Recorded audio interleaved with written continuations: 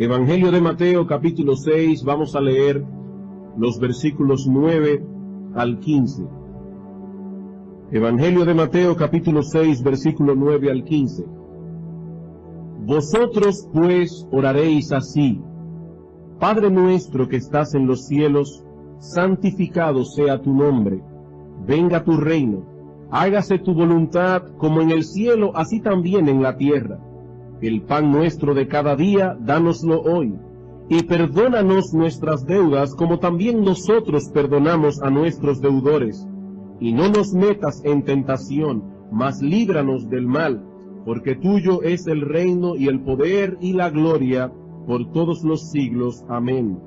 Porque si perdonáis a los hombres sus ofensas, os perdonará también a vosotros vuestro Padre Celestial. Mas si no perdonáis a los hombres sus ofensas, tampoco vuestro Padre os perdonará vuestras ofensas. Como hemos visto ya en estudios anteriores, estas palabras del Señor Jesucristo deben ser estudiadas en el contexto de la enseñanza general de las Escrituras sobre la oración y de manera particular en el contexto de las enseñanzas de Cristo en este mismo pasaje. Para muchas personas, las palabras del Padre Nuestro, como se conoce este modelo de oración del Señor, poseen algún tipo de poder especial, de tal manera que el solo hecho de repetirlas un número determinado de veces es suficiente para obtener el favor de Dios. Pero ese concepto pagano de la oración es explícitamente condenado por nuestro Señor Jesucristo en este mismo pasaje del Sermón del Monte. Como hemos visto ya, 2 veces nos advierte el Señor aquí que debemos cuidarnos de esas nociones paganas, que no solo desvirtúan la naturaleza de la oración, sino que desvirtúan también la naturaleza misma de Dios. Versículos 7 y 8. Dice el Señor: y orando, no uséis vanas repeticiones, como los gentiles, es decir, como aquellos paganos, que no tienen una visión adecuada de quién es Dios. Esos gentiles que piensan que por su palabrería serán oídos. Y Cristo vuelve otra vez y dice: no os hagáis pues semejantes a ellos, porque vuestro Padre sabe de qué cosas tenéis necesidad antes de que vosotros le pidáis. Ellos poseen un concepto desvirtuado de la deidad y por eso oran así, pero vosotros no debéis imitarlos, dice el Señor. Los paganos piensan que Dios es un ser lejano e impasible, un ser al cual debemos informar nuestras necesidades porque Él las ignora. Y lo que es peor aún, los paganos piensan que nosotros tenemos que convencer a ese Dios de que se apiade de nosotros, y tenemos que ir delante de Él y repetir una y otra vez nuestras oraciones para ver si de alguna manera podemos sobornar su corazón. Pero hermanos y amigos, ese no es el Dios que se nos revela en las Sagradas Escrituras. El Dios de la Biblia conoce las necesidades de sus hijos antes de que se la pidan, y como padre que es, está más inclinado a bendecir a sus hijos de lo que ellos están inclinados a recibir sus bendiciones. Dios está más inclinado a bendecirnos que lo que estamos nosotros inclinados a ser abiertos a recibir sus bendiciones. Dios, hermanos míos, no necesita de nuestra información. Dios, nuestro Dios, no necesita de nuestros consejos. Vuestro Padre sabe, dice Cristo, de qué cosas tenéis necesidad. Él las sabe, de hecho, mejor que nosotros mismos. Él conoce a la perfección cada una de nuestras debilidades, cada uno de nuestros problemas, cada una de nuestras aflicciones. Él no es un Padre lejano e indiferente. Él no ignora nuestra condición. Pero aún así, Él quiere que vayamos a Él en oración y que derramemos nuestras almas en su presencia. Hermanos, ¿con qué propósito fuimos nosotros escogidos desde antes de la fundación del mundo? ¿Para qué? El propósito central de la redención era traernos a la comunión con Dios. Esta es la vida eterna, dice Cristo, que te conozcan a ti, el único Dios verdadero, y a Jesucristo, a quien has enviado. El Señor quiere que nosotros tengamos comunión con Él, y por cuanto Él desea que su pueblo se mantenga cerca de Él, Él ha decretado que la oración sea el canal a través del cual fluyan todas sus bendiciones. Santiago nos dice en su carta que muchos no tienen lo que desean sencillamente porque no lo piden. Pedid y se os dará, dice Cristo, porque todo el que pide recibe. No tenéis lo que deseáis, dice Santiago, porque no pedís. La crema de las bendiciones divinas están reservadas para aquellos que la piden en oración. ¿Y saben lo más sorprendente de todo esto? Que aún Cristo estuvo sujeto a esa ley del reino de Dios. Aún Cristo, el Hijo de Dios encarnado, la segunda persona de la Trinidad, estuvo sujeta a esa ley del reino. ¿Qué leemos en el Salmo 2? Dios el Padre, hablando con Dios el Hijo, pídeme y te daré por herencia las naciones. El Mesías obtendría las naciones como herencia, pero debía pedirlas al Padre. Pídeme y te daré por herencia las naciones. Esa es la ley del reino. Y aún el Hijo de Dios encarnado estuvo sujeto a esa ley. De Cristo se dice en el libro de los Hebreos que en los días de su carne, ofreciendo ruegos y súplicas con gran clamor y lágrimas al que le podía librar de la muerte, fue oído a causa de su temor reverente. Cristo fue oído a causa de su temor reverente. El Hijo de Dios encarnado, la segunda persona de la Trinidad, tuvo que ofrecer ruegos y súplicas. Y yo me pregunto, hermanos, ¿cuánto más nosotros, que pertenecemos a una raza caída, a una raza llena de debilidades? Como decíamos en un sermón anterior, no es Dios quien necesita ser informado por nuestras oraciones, somos nosotros. No es Dios el que necesita la información, somos nosotros. Necesitamos ser informados y recordar continuamente que no somos autosuficientes y que en todo dependemos de Él. Somos nosotros quienes necesitamos orar. Es tal nuestra debilidad que ni siquiera sabemos orar convenientemente. Y es por eso que nuestro Señor Jesucristo no se limitó a impartir enseñanzas acerca de la naturaleza de la oración en los versículos 5 al 8 que ya hemos estudiado, sino que también se preocupó por dejarnos un modelo o guía para nuestras oraciones en los versículos 9 al 13. El Padre Nuestro es una especie de bosquejo o esqueleto de lo que toda oración debe ser. Orar conforme a la voluntad de Dios es orar conforme al modelo del Padre Nuestro. El asunto no consiste en repetir esas palabras, sino más bien en seguir el patrón. ¿Qué dice Cristo? Los hipócritas y los paganos oran de cierto modo, pero vosotros debéis orar de otra manera. Vosotros pues oraréis así. El Señor no dice aquí, vosotros pues repitan conmigo. No, no, no. Vosotros pues oraréis de este modo. He aquí los elementos que debéis incluir en vuestras oraciones. He aquí las cosas por las cuales debéis pedir. Esa es la idea. ¿Y cuáles son los elementos que deben ser incluidos en nuestras oraciones? Bueno, de acuerdo con esta oración modelo, debemos comenzar con una invocación. Padre nuestro que estás en los cielos. La semana antes pasada decíamos que estas breves palabras nos invitan a detenernos, a reflexionar cada vez que vengamos delante de Dios en oración.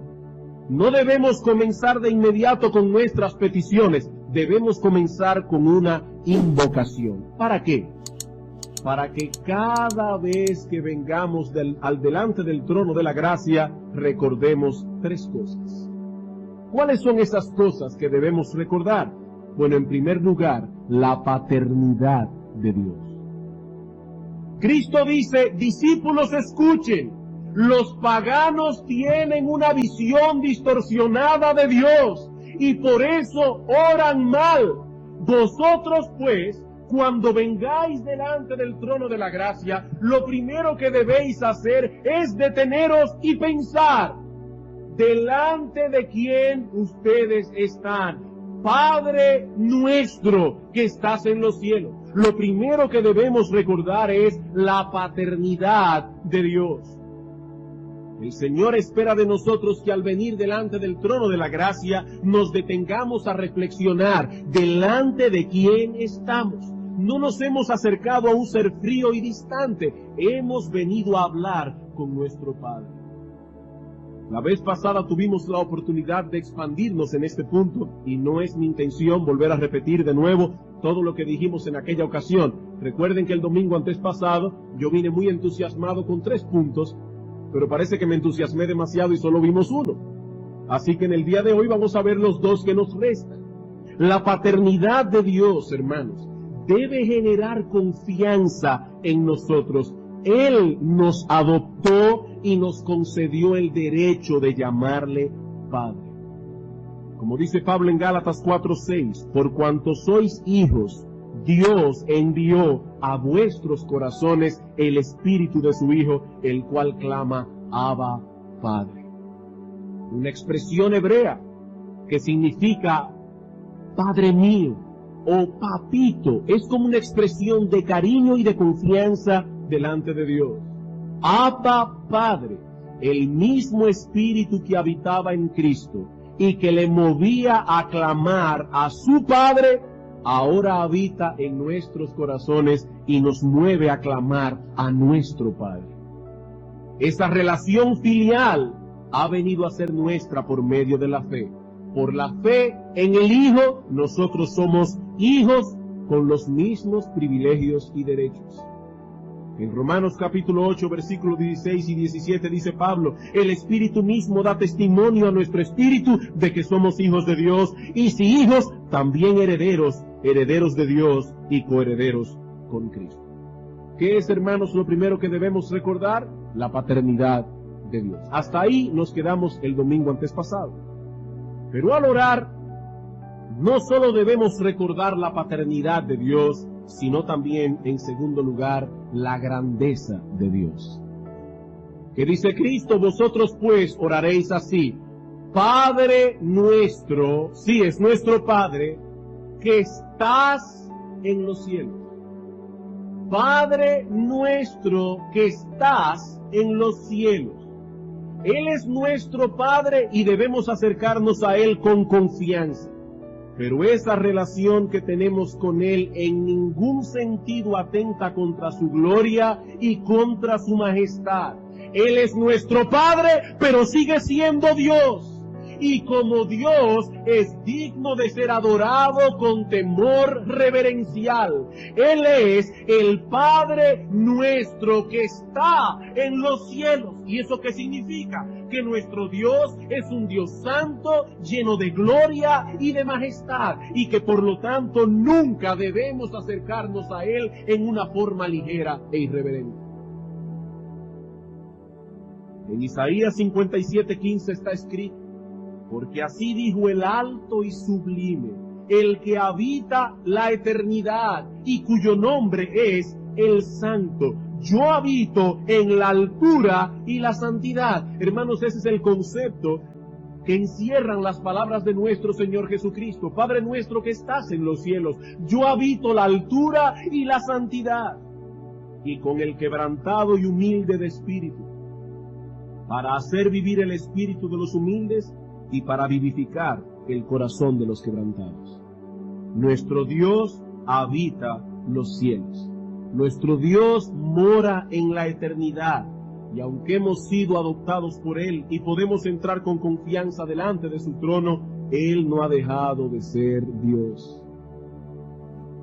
En 1 Timoteo capítulo 6, versículo 15 al 17, Pablo se refiere a nuestro Dios como el bienaventurado y solo soberano, Rey de reyes y Señor de señores, el único que tiene inmortalidad que habita en luz inaccesible, a quien ninguno de los hombres ha visto ni puede ver, al cual sea la honra y el imperio sempiterno. Amén. Como alguien ha dicho, la gracia de Dios revelada en Cristo no ha cambiado en nada el carácter de Dios. ¿Y por qué decimos esto? Porque muchos hoy día parecen pensar que Cristo trajo consigo un relajamiento de la majestad divina. Ya no estamos bajo la ley del Sinaí, con todos sus truenos y relámpagos. Ahora nos encontramos en la dispensación de la gracia y la misericordia, amparados bajo la sombra y la gracia de nuestro buen Dios. Y por lo tanto, podemos tomarnos ciertas licencias que los creyentes del antiguo pacto nunca hubiesen soñado en tomar. No, hermanos. No, hermanos. Eso es convertir en libertinaje la gracia de Dios. Es en el Nuevo Testamento que está escrito: tengamos gratitud y mediante ella sirvamos a Dios, agradándole con temor y reverencia, porque nuestro Dios es fuego consumidor. Allí no dice nuestro Dios fue fuego, es y seguirá siendo fuego consumidor. Hermanos, el Dios que se predica en muchos púlpitos en el día de hoy, y decimos esto con pena y con temor, el Dios que se predica en muchos púlpitos en el día de hoy no tiene derecho a tener una D mayúscula. Es un Dios más digno de lástima que de reverencia. Pero ese no es el Dios que se revela en las Sagradas Escrituras. El Dios que se revela en la Biblia está en los cielos, sentado en su trono, sobre todos los tronos, y es un Dios soberano. Ese es el Dios al cual nosotros venimos a orar y a adorar. Sí, es nuestro Padre y debemos tener confianza, pero un concepto no debe atentar contra otro. Él es nuestro Padre que está en los cielos. ¿Acaso no fue el mismo Cristo que dijo en una ocasión: no teman a los que matan el cuerpo, mas el alma no pueden matar? Temed más bien a aquel que puede destruir tu cuerpo y tu alma en el infierno. ¿No fue Cristo quien dijo eso? Nuestro Dios es digno de ser temido. Él está en los cielos, sentado en su trono, con miríadas y miríadas de ángeles y querubines a su alrededor, exaltando su gloria y su majestad, y diciendo: Santo, Santo, Santo, Jehová de los ejércitos, toda la tierra está llena de su gloria. Hermano, ¿alguna vez te has puesto a pensar que es a ese Dios al que tú vienes cada vez que vas a orar? Me gusta mucho ese himno que dice: Dios está presente.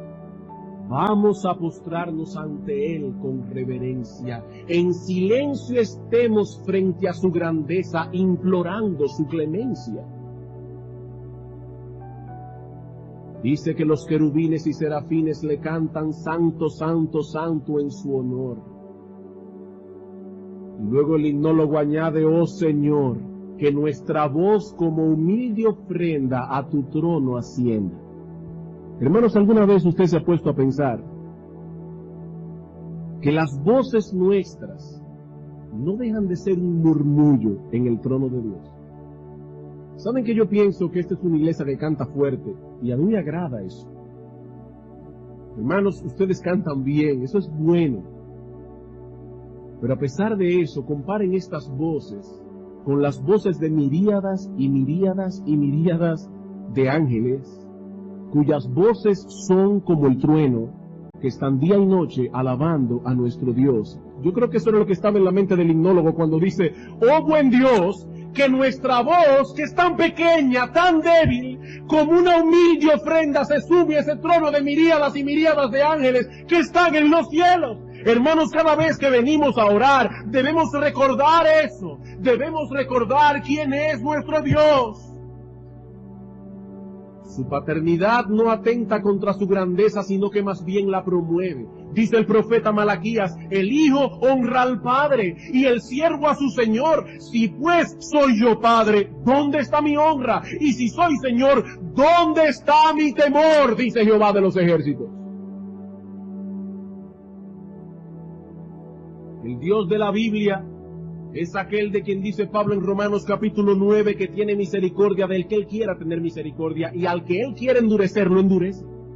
Ese es el Dios de la Biblia.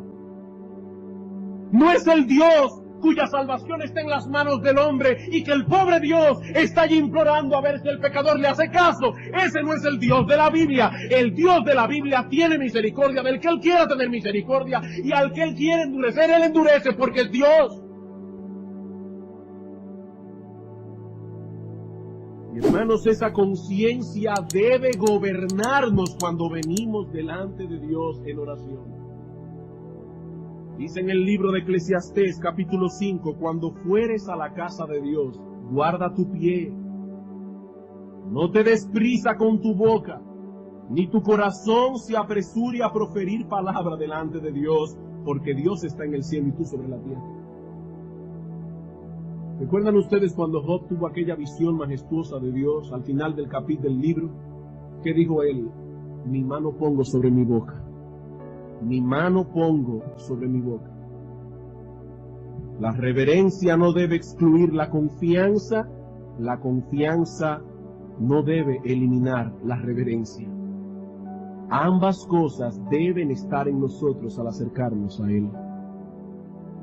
John Brown nos dice en su comentario del Sermón del Monte que debemos acercarnos a Dios con un sentimiento mezclado de veneración y amor. Veneración y amor, temor y confianza. Ambas cosas deben estar allí. Hermano, medita y reflexiona antes de comenzar a orar. Medita y reflexiona, detente por un momento antes de comenzar a orar. Primero, en la paternidad de Dios. Segundo, en la grandeza de Dios. Y en tercer lugar, aprendemos en esta breve invocación que debemos recordar también la familia de Dios. Que debemos recordar también la familia de Dios. ¿Qué dice Cristo? Vosotros pues oraréis de esta manera: Padre nuestro que estás en los cielos. Padre nuestro que estás en los cielos. Él no solo es mi Padre, sino también el Padre de todos los creyentes. Y por lo tanto, al acercarme a Él en oración, no traeré conmigo únicamente mis cargas, mis necesidades, mis problemas, mis tristezas, mis aflicciones. No, porque Él es mi Padre, pero también es nuestro Padre. Somos miembros de una familia de santos y eso debe reflejarse en nuestras oraciones. En Romanos capítulo 12, versículo 15, el apóstol Pablo nos dice que debemos gozarnos con los que se gozan, debemos llorarnos con los que lloran. Eso es lo que significa ser miembros de una misma familia. Lo que le sucede a mi hermano me debe afectar a mí. Y si me afecta a mí, afectará también mis oraciones. Si no intercedemos unos por otros, hermanos amados, estamos pecando contra Dios. Estamos pecando contra Dios y reflejando un profundo egocentrismo que a la vez se está convirtiendo en un obstáculo para que Dios escuche nuestras oraciones. Cuando usted va delante del trono de Dios y se olvida del pueblo de Dios, usted puso una pared y Dios no lo está oyendo. Dios no lo está oyendo, porque usted ha ido delante de su trono con un corazón lleno de pecado, con un corazón lleno de egoísmo, con un corazón lleno de egocentrismo, y Dios no escucha esas oraciones. La Biblia dice, si en mi corazón hubiese yo incubado iniquidad, el Señor no me habría escuchado. Así que cuando voy delante de Dios en oración, no solo debo pedir por mi pan, no solo debo pedir por mi perdón, no solo debo pedir por mi liberación y mi cuidado, no, es por el pan nuestro de cada día, es que Dios perdone nuestros pecados, es que Dios nos libre del mal. Esa es la oración que Dios se agrada en escuchar y que Dios se agrada en responder. Hermanos amados, este asunto es importante. El Señor espera que recordemos en nuestras oraciones privadas que somos parte de una familia. Esa es la forma en que Él nos enseñó a orar. Un descuido en este deber está reflejando un serio problema en el corazón. El que no intercede por el pueblo de Dios está demostrando con ello una excesiva preocupación por sí mismo y una severa deficiencia en el amor a Dios. ¿Y por qué digo esto? Porque dice el apóstol Juan en 1 de Juan, capítulo 4, versículo 20, que el que no ama a su hermano, a quien ha visto, ¿cómo puede amar a Dios a quien no ha visto? Hermanos, permítanme traer aquí algunos argumentos que yo de verdad espero y oro al Señor que amarren nuestras conciencias en cuanto a la importancia de este deber. ¿Por qué debemos orar unos por otros? Les voy a dar 5 razones. En primer lugar, porque Dios lo mandó en su palabra. Porque Dios lo manda en su palabra, eso debe ser suficiente. Efesios capítulo 6, versículo 18. Luego de haber descrito la armadura del creyente, dice Pablo, orando en todo tiempo, con toda oración y súplica en el Espíritu, y velando en ello con toda perseverancia y súplica por todos los santos. Hendrickson, el comentarista, le llama a esto los 4 todos de la oración. Orando en todo tiempo, con toda clase de oración, súplica en el Espíritu, velando en ello con toda perseverancia y súplica por todos los santos. Santiago capítulo 5, versículo 16. Santiago capítulo 5, versículo 16. Confesaos vuestras ofensas unos a otros y orad. Es un mandato. Y orad unos por otros para que seáis sanados. La oración eficaz del justo puede mucho. Es interesante notar que en el texto griego, en el idioma en que se escribió el Nuevo Testamento, este imperativo aquí es un imperativo presente, que podemos traducir: manténganse orando unos por otros. Santiago está pensando aquí en una iglesia específica, con hermanos específicos, con problemas específicos, a quienes pide que se mantengan orando los unos por los otros, que no desmayen en ese deber, que no se cansen de hacerlo, sobre todo cuando algún miembro del cuerpo está dolido o en aflicción. El orar unos por otros es una especie de deuda que tenemos que pagar fielmente. Una especie de deuda.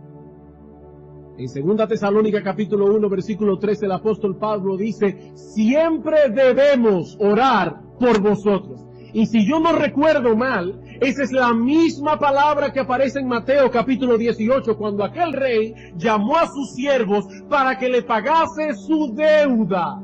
Debemos, dice Pablo, siempre orar por vosotros. En una ocasión el pueblo de Israel había pecado contra Dios y fueron a Samuel, el profeta, y le dijeron: oh Samuel, ora por nosotros a Dios. ¿Saben cuál fue la respuesta del profeta Samuel? Lejos sea de mí que peque yo contra Jehová, cesando de orar por vosotros. Dice Samuel: si yo dejara de orar, yo pecaría contra Dios. Es una deuda que hemos contraído porque somos miembros de una misma familia. ¿Cuál es la razón por la que debemos orar unos por otros? Primero, porque Dios lo ha mandado. Segundo, porque ese es el patrón que encontramos en las oraciones de las Escrituras. Porque ese es el patrón que encontramos en las oraciones de las Escrituras. En las páginas de la Escritura encontramos muchas oraciones que los santos del pasado elevaron a Dios. Y esas oraciones están allí escritas en parte como una instrucción indirecta de cómo nosotros debemos orar. Y al estudiar estas oraciones notamos que la intercesión de unos por otros ocupa un lugar fundamental. Veamos rápidamente algunos textos. Romanos capítulo 1, versículo 9. Romanos capítulo 1, versículo 9. Porque testigo me es Dios, a quien sirvo en mi espíritu en el evangelio de su Hijo, de que sin cesar hago mención de vosotros siempre en mis oraciones. Sin cesar y siempre, como si estuviera multiplicando las palabras para poder amarrar la conciencia de los hermanos. Y yo te pregunto, hermano mío, ¿tú podrías llamar a Dios por testigo y decir, Dios sabe que yo siempre, en mis oraciones, estoy intercediendo por mis hermanos? ¿Puedes tú hacer lo que hizo el apóstol Pablo, llamar a Dios por testigo? Efesios capítulo 1, versículo 15. Efesios capítulo 1, versículo 15 al 16. Por esta causa también yo, habiendo oído de vuestra fe en el Señor Jesús y de vuestro amor para con todos los santos, no ceso de dar gracias por vosotros, haciendo memoria de vosotros en mis oraciones. Hermano, ¿cuándo fue la última vez que tú fuiste delante de Dios porque escuchaste un buen reporte de los hermanos? ¿Cuándo fue la última vez que tú escuchaste cómo Dios bendijo a algún hermano en particular? ¿Cuándo fue la última vez que tú comenzaste a observar en la iglesia cómo algunos hermanos están prosperando en su fe y fuiste delante del trono de Dios y dijiste, oh Dios, gracias por el hermano fulano, gracias por la forma en que yo veo cómo canta en el culto, gracias, oh Dios, por la forma en que tú lo has mantenido en medio de las aflicciones, gracias, oh Señor, porque he visto cómo este hermano está creciendo y madurando en su fe? ¿O eres tú de la gente que lo único que ven nosotros son cosas malas? Hay hermanos que tienen a flor de labios una crítica para todo el mundo. Y eso es, y no temo en decirlo, diabólico, porque la Biblia dice que el diablo es el acusador de los hermanos. Hermano, ¿eres tú como el apóstol Pablo, que continuamente está a la caza para ver por qué cosas ellos pueden venir delante del trono de la gracia a dar gracias por la iglesia? Pablo lo hacía. Filipenses capítulo 1, versículos 3 al 4. Doy gracias a mi Dios siempre que me acuerdo de vosotros, siempre en todas mis oraciones, rogando con gozo por todos vosotros. Hermanos, aquí las palabras abundan. Las palabras abundan. Doy gracias siempre, siempre en todas mis oraciones, rogando con gozo por todos vosotros. Colosenses capítulo 1, versículo 3. Y este ejemplo todavía es más fuerte porque Pablo ni siquiera conocía esta iglesia. Algunos hermanos dicen, yo no sé por qué en el culto de oración se ora por gente que uno ni conoce, con nombres rarísimos que uno no puede ni pronunciar. Pablo no conocía esta iglesia, sin embargo puede con toda confianza decir, siempre orando por vosotros, damos gracias a Dios Padre de nuestro Señor Jesucristo. Y en el capítulo 2, versículo 1 dice, porque quiero que sepáis cuán gran lucha sostengo por vosotros y por los que están en la Odisea y por todos los que nunca han visto mi rostro. Y nos preguntamos, ¿cómo es posible que el apóstol Pablo, un hombre ya viejo, preso en una cárcel en Roma, podía decir, yo estoy luchando a vuestro favor? ¿De qué manera estaba este hombre luchando por los hermanos de Colosas? Agonizando por ellos delante del trono de la gracia en oración. Hermano, ¿cuándo fue la última vez que tú agonizaste delante de Dios por un hermano? ¿Cuándo fue la última vez? Somos parte de una familia y cuando nos acercamos a Dios en oración tenemos que hacer latente esa realidad. Hay muchas personas que afirman pertenecer al pueblo de Dios y sin embargo se sienten al mismo tiempo aislados de ese pueblo. Se sienten excluidos de ese pueblo. Y yo me pregunto, ¿no será acaso que ese pueblo al que dice pertenecer está muy lejos de su corazón? ¿Cómo podremos amarnos unos a otros en un sentido práctico y tangible? ¿Cómo podremos poner en práctica todas esas cosas que el pastor Eduardo ha estado hablándonos en la escuela dominical, si estamos tan preocupados por nuestros propios asuntos que ni siquiera podemos apartar un tiempo para orar por otros?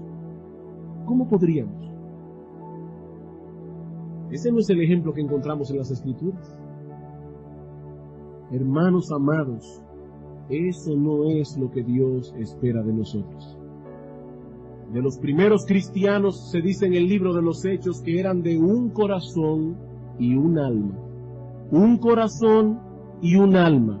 Lo que sucedía con uno, sucedía con todos. ¿Saben cuál era la manifestación más elemental de esa unidad? Ellos oraban unos por otros. El que no es capaz de llevar a cabo un deber tan fundamental y tan elemental, seguramente descuidará muchos otros deberes. ¿Por qué debemos orar unos por otros? En primer lugar, porque Dios lo requiere en su palabra. En segundo lugar, porque ese es el modelo de oración que encontramos en las Escrituras. Tercero, porque esa es una de las razones por las cuales Dios nos ha dado su espíritu como un espíritu de oración. Porque esa es la razón, o una de las razones, por las cuales Dios nos ha dado su espíritu como un espíritu de oración. Es el Espíritu Santo quien impulsa y quien capacita al creyente para orar en el momento oportuno y de la manera oportuna. Romanos capítulo 8, versículo 26. Romanos capítulo 8, versículo 26. Y de igual manera el Espíritu nos ayuda en nuestra debilidad. Pues, ¿qué hemos de pedir como conviene? No lo sabemos, pero el Espíritu mismo intercede por nosotros con gemidos indecibles. Yo no tengo tiempo aquí para estudiar ese texto con toda la profundidad que requiere, pero es obvio, es evidente que existe una conexión estrecha entre la vida de oración del creyente y la obra del Espíritu Santo en él. Ahora bien, todos los dones y las capacidades del Espíritu deben ser usados de acuerdo con el propósito o con la intención de aquel que los dio. Y ahora yo me pregunto, ¿cuál es el propósito por el cual Dios ha puesto ciertas capacidades y dones en el creyente? ¿Para qué las puso? Dice 1 Corintios capítulo 12, versículo 7, a cada uno le es dada la manifestación del Espíritu para provecho. Por lo que Pablo continúa diciendo en el resto del capítulo 12, 13 y 14, no queda duda que él se refería al provecho de los demás en la iglesia. Debemos ser fieles a ese propósito, porque de lo contrario estaremos apagando al Espíritu y estaremos yendo en contra de su impulso en nosotros. La primera característica del fruto del Espíritu es el amor. El fruto del Espíritu es amor, gozo, paz, paciencia, etc. Si estamos realmente siendo influenciados por el Espíritu Santo en nuestra vida espiritual, esa influencia se manifestará mayormente en el amor que manifestamos los unos por los otros. Fue en este punto donde los hermanos de Corinto perdieron la perspectiva correcta. Ellos estaban detrás de los dones espirituales, sobre todo detrás de los más llamativos y espectaculares. Hablar en lenguas, hacer milagros, dones de sanidad. Pero Pablo tuvo que mostrarles que habían tomado por el sendero equivocado en el camino de la verdadera espiritualidad. Es el amor y no los dones espirituales la avenida por la que debemos andar si de veras queremos avanzar en nuestra vida de piedad. Y aun cuando usemos los dones que Dios nos ha dado, es el amor lo que debe primar por encima de todo, no el deseo de llamar la atención. La regla de oro en este asunto es 1 Corintios 14, 26. Hágase todo para edificación. El amor a los hermanos. ¿Para qué Dios nos dio su espíritu como un espíritu de oración? Para que nosotros manifestemos el amor del Espíritu orando por los hermanos. ¿Acaso no dice la Escritura que debemos amar al prójimo como a nosotros mismos? Hermano, ¿por qué tú oras por algún problema que tú tienes? Porque te amas a ti mismo, porque te preocupas por ti mismo. Por eso pides por tus necesidades. No podemos decir entonces que amamos a nuestros hermanos en Cristo si no intercedemos por ellos delante del trono de Dios. Cuarta razón. Debemos orar unos por otros, y esto puede sonar extraño a los oídos de muchos. Porque si no oramos por los demás, no estamos orando en fe. ¿Por qué debemos orar unos por otros? Porque el que no ora por otros en sus oraciones particulares, no se puede decir de él que está orando en fe. Dice el teólogo puritano William Gurnall, No puede orar en fe por sí mismo quien solo ora por sí mismo. Esto no es un juego de palabras. No puede orar con fe por sí mismo quien solo ora por sí mismo. Cuando vamos delante de Dios y decimos, Padre nuestro que estás en los cielos, estamos trayendo a colación dos elementos esenciales de la fe. ¿Saben cuáles son? La confianza y el amor. La confianza y el amor son elementos vitales para la fe. Una persona no puede decir que cree si no confía. Bueno, de igual manera una persona no puede decir que tiene fe si no ama, porque dice la Biblia en Gálatas capítulo 5 que la fe obra por el amor. Y Cristo dice, cuando vengas delante del trono de la gracia, no digas Padre mío solamente. Y eso no es que está prohibido decir Padre mío. La idea es que vengas con la conciencia de que es tu Padre, pero es el Padre de todos los creyentes. Y cuando decimos Padre nuestro, estamos reconociendo que somos parte de una familia formada por otros hermanos amados, con necesidades y problemas particulares por los cuales tenemos que interceder delante de Dios. Por eso decíamos hace un momento que no pediremos únicamente por mi pan. No es mi provisión, no es mi perdón, no es mi liberación, es el pan nuestro, es el perdón de nuestros pecados, es pedir por la gracia que nos guarde del mal. Al invocar a Dios como el Padre nuestro, estamos manifestando confianza, es mi Padre, amor, es el Padre nuestro. He allí dos gracias indispensables de la fe verdadera. Repito, no puede haber fe donde no hay confianza, pero tampoco puede haber fe donde no hay amor. La fe obra por el amor. Así que no es exagerado William Gurnall cuando dice que el que solo ora por sí mismo no puede orar con fe. No puede orar con fe. Ese egocentrismo manifestado en la oración es un indicativo de falta de fe. Y sin fe es imposible agradar a Dios. Así que el orar por otros es un deber, primero porque Dios lo manda en su palabra, segundo porque es el modelo de oración que encontramos en las Escrituras, tercero porque fue con ese propósito que Dios nos dio su espíritu como un espíritu de oración, cuarto porque sólo así podremos estar seguros de que estamos orando con fe, quinto y último, porque Dios nos ha dado promesas concernientes al deber de orar por otros, y de ese modo nos estimula a la intercesión mutua. Porque Dios nos ha dado promesas concernientes a este deber de orar por otros. Y de ese modo nos estimula a orar a la intercesión mutua. Así vemos en las páginas de las Escrituras, por ejemplo, cómo Dios removía las plagas de Egipto cuando Moisés oraba. ¿Podía Dios remover las plagas sin las oraciones de Moisés? Sí, él podía. Pero decía Faraón, ve donde Moisés y pídele que ore, porque hasta que él no ore no se van las plagas. Y en parte, Dios escogió este método para estimularnos en nuestras oraciones por otros. Miren, si en Sodoma y en Gomorra hubiesen habido 10 justos, Dios no hubiese destruido esas ciudades. ¿Saben por qué? Porque Abraham negoció eso con Dios. Abraham se acercó a Dios y le dijo, Señor, ¿y si hubieran 50 justos en Sodoma? Está bien, Abraham, no la destruiré por amor a esos 50 justos. Parece que Abraham se puso a contar, bueno, la familia de Lot, yo no encuentro más. Señor, ¿y si fueran 40? Está bien, Abraham, por esos 40 no las destruiré. Pero 40 justos en Sodoma no había. ¿Y si fueran 30, Señor? Está bien, Abraham, ni por esos 30 los destruiré.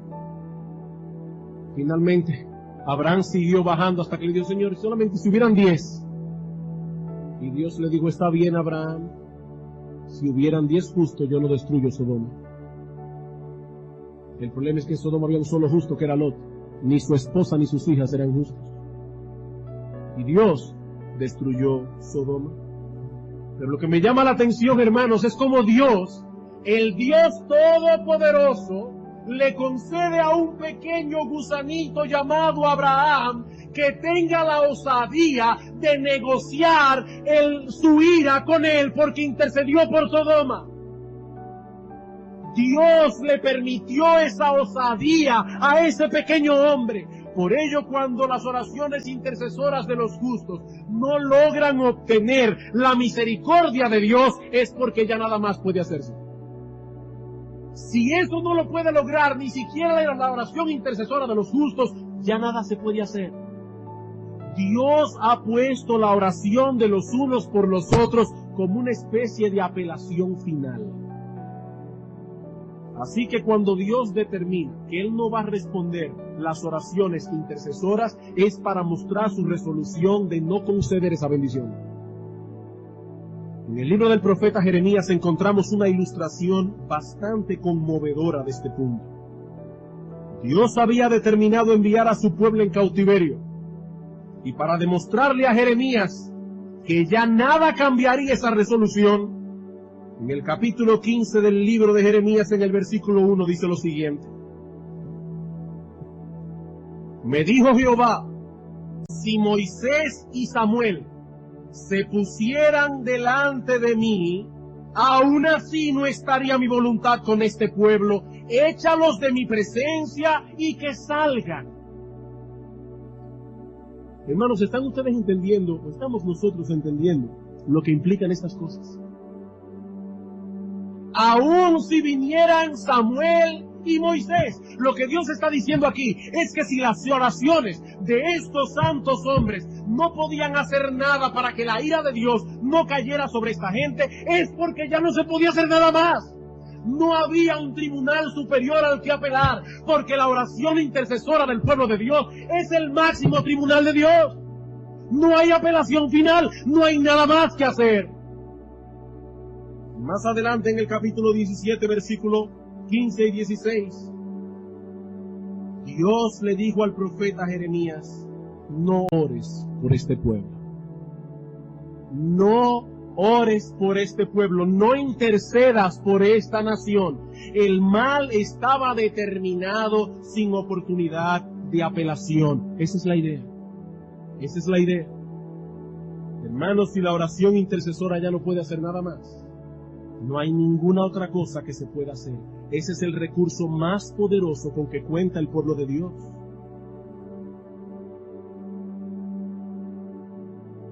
Pablo tenía tal confianza en la oración intercesora que, escribiendo a Filemón desde su encarcelamiento en Roma, le dice en el versículo 22 de su breve carta: prepárame alojamiento, porque yo espero que por vuestras oraciones os seré concedido.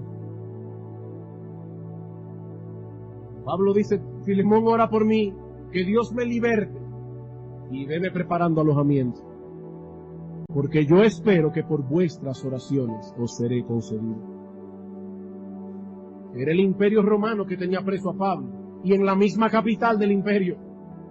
Pero este hombre conocía el poder infinito del Dios al cual oramos. Y si el testimonio de la historia es correcto, Pablo ciertamente fue librado de su prisión y seguramente llegó a ocupar ese cuarto de huéspedes que Filemón le preparó. Esa confianza de Pablo en las oraciones intercesoras la vemos también en casi todas sus epístolas.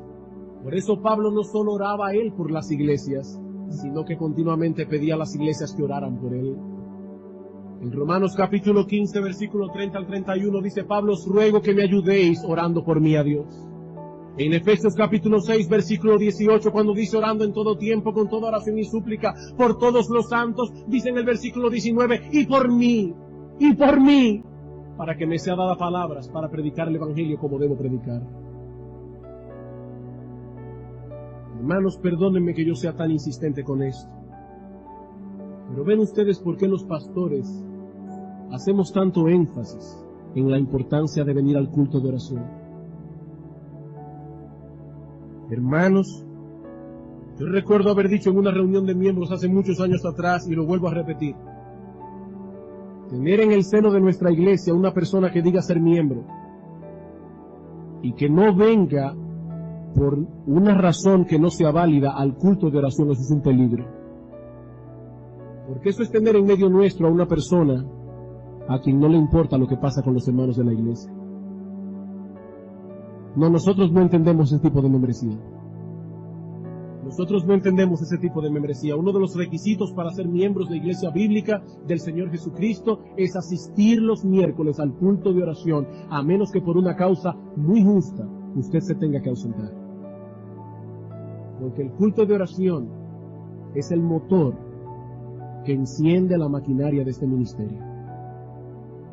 Y más aún, es en el culto de oración donde nosotros manifestamos nuestra preocupación por nuestros hermanos en Cristo. Una persona que falta al culto de oración por cualquier cosa debe revisar la realidad de su fe. Y no estoy exagerando. Debe revisar la realidad de su fe. Porque dice la Biblia que la fe obra por medio del amor. Hermanos, tenemos una carga los pastores en nuestro corazón. ¿Y saben cuál es nuestra carga? Que nosotros quisiéramos ver Iglesia Bíblica del Señor Jesucristo teniendo más familiaridad los unos por los otros. Pero esto no va a ser posible nunca hasta que no comencemos a manifestar esa preocupación en la cámara secreta de oración. ¿Cómo podremos comenzar a servirnos unos a otros? ¿Cómo podremos comenzar a visitar a los enfermos? ¿Cómo podremos comenzar a salir de nuestro grupito los domingos en la mañana para ir a saludar a las personas que vienen nuevas? Si cuando estábamos en nuestra casa ni siquiera orábamos por esas personas. Hermanos, hermanos amados, nosotros estamos viviendo un siglo donde cada cual solo se preocupa por sí mismo. Nosotros estamos viviendo en un siglo de personas completamente centradas y aisladas de los demás. ¿O ustedes creen que esa cultura que se está gestando en medio nuestro no va a tener repercusiones en la iglesia? Me da pena cuando yo veo estos jovencitos por el mirador, todos con un headphone. Nadie se comunica con nadie, a nadie le interesa lo que le pasa al de al lado. Somos islas, y cuando venimos al Señor y nos arrepentimos de nuestros pecados, hermanos, tenemos que arrepentirnos también de ese aislamiento de los demás. No, Dios no quiere salvar a uno y tenerlo en una casa apartado. Hay hermanos que cuando se acaba el culto de adoración salen corriendo de este lugar, como si alguna peste los fuera a alcanzar. No, hermanos, en Hebreos capítulo 10, versículo 24 al 25 dice: no se dejen de congregar como algunos tienen por costumbre. ¿Y saben para qué? Para que nos estimulemos al amor los unos a los otros. Y Dios sabe que yo no digo esto con agrado. Yo digo esto con mucha tristeza. Así como también puedo decir con alegría que damos gracias al Señor por esos hermanos y hermanas de nuestra iglesia que siempre que hay un problema y uno acude, esos hermanos están ahí. Hermanos y hermanas, quiero estimularlos al amor y a las buenas obras. Cuando lleguemos al cielo, vosotros recibiréis vuestra corona. Porque Dios no es injusto para olvidar el trabajo de amor que hacéis por los santos. Dios no es injusto. Dios lo está viendo. Y Él ha prometido en su palabra que Él ha de recompensar hasta un vaso de agua fría que demos a un creyente sediento. Dios ha prometido recompensar hasta una gota de agua. No creas, hermanos, que nadie te está viendo. Dios te está viendo. Dios te está viendo. Y qué bueno es si toda la iglesia copiara a esos hermanos. Qué bueno sería. Hermanos, el tiempo se me ha ido. Resumiendo lo que hemos visto hoy, en estas palabras de invocación que introducen la oración modelo de Cristo, el Señor nos enseña que al entrar en la presencia de Dios, debemos hacerlo recordando tres cosas esenciales. ¿Qué debemos recordar? La paternidad de Dios, la grandeza de Dios, la familia de Dios. Él es el Padre nuestro que está en los cielos. Hermanos, no debemos ser irreflexivos al venir a la presencia de Dios. El apóstol Pablo nos dice en 1 Corintios 14:15 que debemos orar con el Espíritu, pero debemos orar también con el entendimiento. Detente a pensar antes de orar. Detente a pensar. Medita en la paternidad de Dios, en su compasión, en su cuidado, en su interés por tu bienestar. Medita en su grandeza. Su trono está en los cielos por encima de todos los tronos terrenales. Su grandeza es inescrutable, está fuera de nuestra comprensión. Medita en el hecho de que ese Dios al que invocas por Padre es el Padre de todos los creyentes. Medita en el pueblo de Dios y sus necesidades. Clama por ellas como si fuesen tuyas, porque ese es el tipo de oración que nuestro Dios recibe con agrado. Hermanos, quiera Dios ayudarnos a través de estos estudios del Padre Nuestro para enseñarnos a orar y que nuestras oraciones puedan ser escuchadas con agrado delante del trono de Dios. Vamos a orar.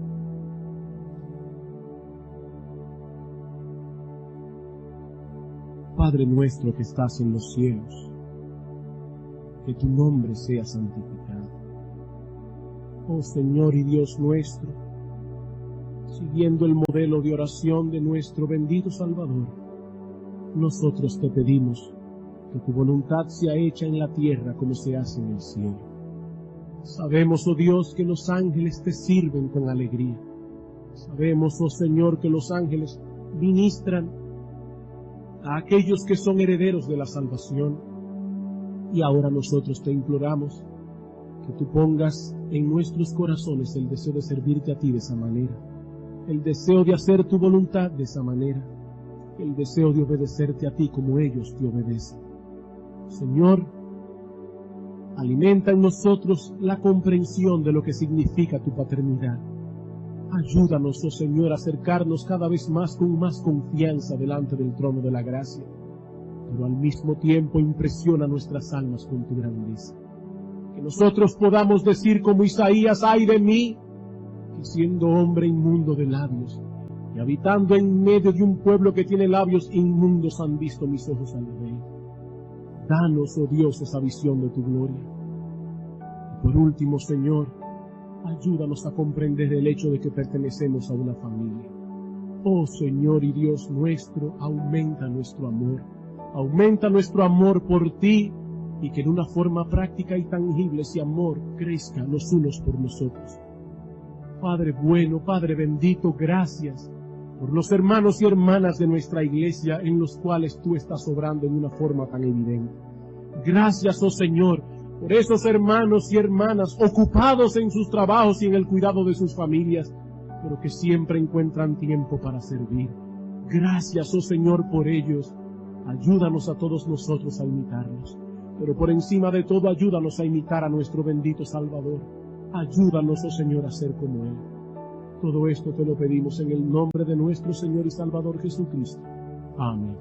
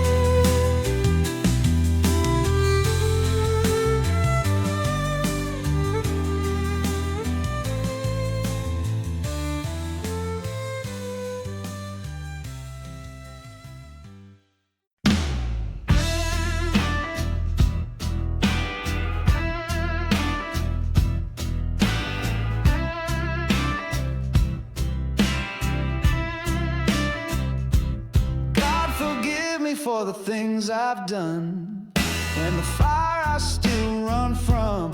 You were poison in a pretty face. I was wrecked, you were my grace.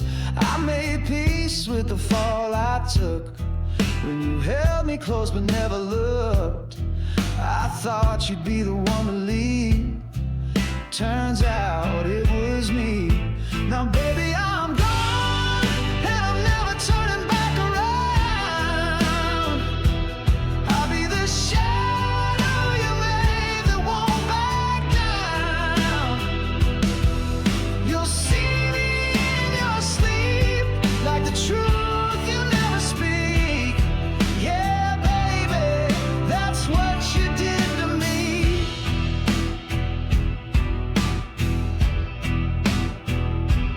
I stayed up with a shattered chest, dreamed of you and your silhouette. I kissed a ghost in a photograph, but you faded out too fast. Now I know you're full of regret, but I'm not losing sleep on that. You built this ache inside my skin, so don't ask where I've been. Now baby,